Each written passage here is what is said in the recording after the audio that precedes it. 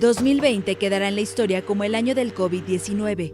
La enfermedad lleva el número del año en que se detectó, 2019, pero fue 2020 el año que se vio trastocado por la pandemia.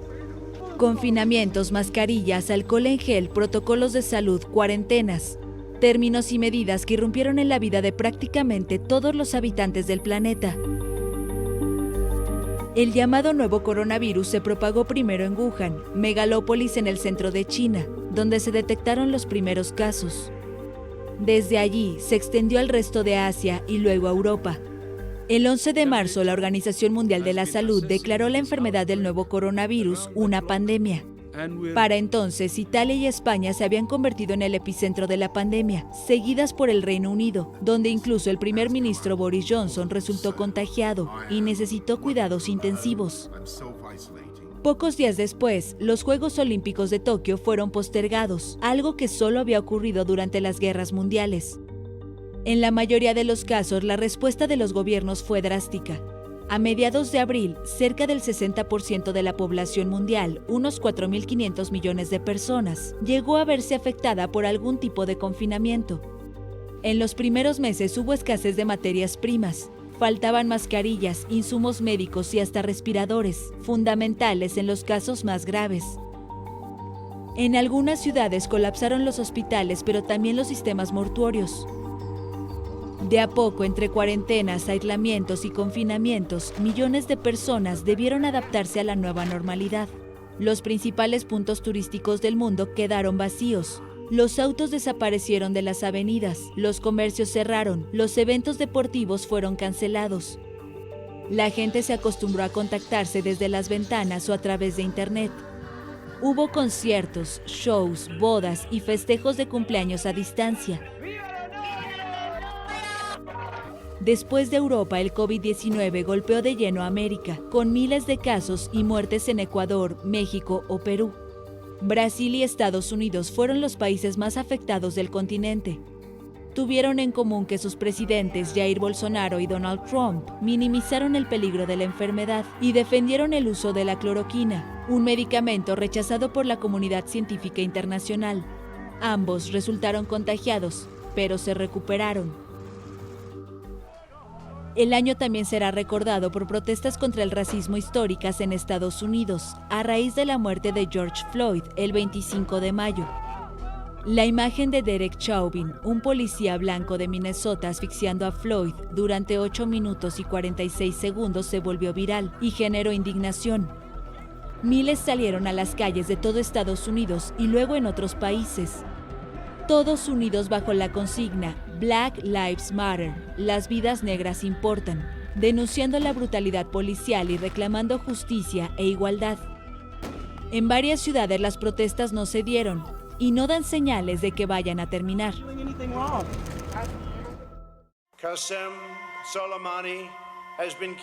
El primer semestre también estuvo marcado por tensiones diplomáticas. El 3 de enero, el general iraní Qasem Soleimani fue asesinado por un dron estadounidense.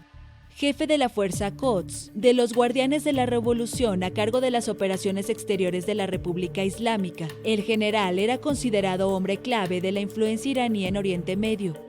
El Pentágono aseguró que Soleimani desarrollaba planes para atacar diplomáticos estadounidenses. En Teherán, miles de personas salieron a las calles para protestar, al grito de «Muerte Estados Unidos». En medio del aumento de la tensión, el 8 de enero, un avión ucraniano se estrelló tras despegar en la capital iraní. Pocos días después, la República Islámica admitió que sus fuerzas lo habían derribado por accidente, cuando dispararon una andanada de misiles contra 2 bases iraquíes con tropas estadounidenses. Las 176 personas a bordo murieron. 3, 2, 1. Enero también pasará a la historia como el mes en que se concretó el Brexit. A las 23 horas del 31 de enero, con fiesta para algunos y decepción para otros, el Reino Unido finalmente dejó la Unión Europea.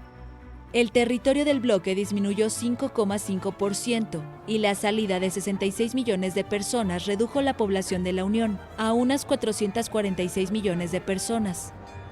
El divorcio dio inicio a un periodo de transición de 11 meses, que siguió envuelto en dificultades y desacuerdos.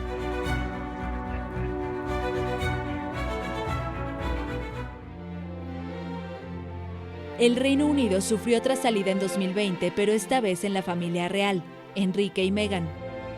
El duque y la duquesa de Sussex acudieron a la monarquía británica cuando anunciaron que abandonarían sus obligaciones oficiales. Manifestaron dificultades para soportar la enorme presión de la prensa británica e iniciaron una nueva vida en Estados Unidos.